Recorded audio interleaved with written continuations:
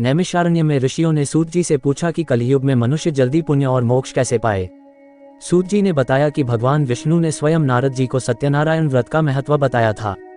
जब नारद जी ने पृथ्वी के दुख देखे तब विष्णु ने कहा कि जो श्रद्धा से यह व्रत करेगा वह कष्टों से मुक्त होकर सुख और मोक्ष पाता है। पहली कथा, निर्धन ब्राह्मण। काशी में एक गरीब ब्राह्मण भिक्षा पर जीवित था। भगवान वृद्ध के रूप में प्रकट हुए और उसे यह व्रत बताया। ब्राह्मण ने श्रद्धा से व्रत किया और शीघ्र ही धनवान बन गया।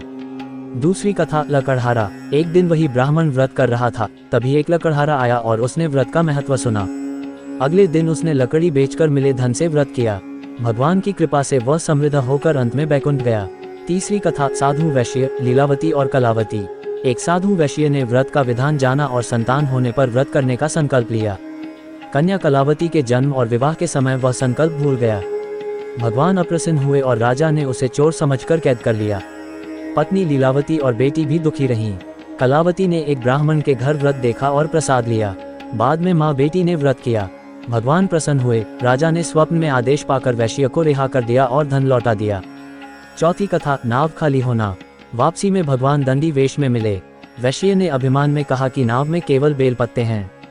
भगवान ने तथास्तु कहा और नाव खाली हो गई। प्रार्थना करने पर धन लौट आया। घर लौटते समय कलावती ने प्रसाद छोड़ा, जिससे उसका पति समुद्र में गिर गया। बाद में प्रसाद ग्रहण करने पर वह मिल गया। पांचवी कथा, राजा तुंगध्वज।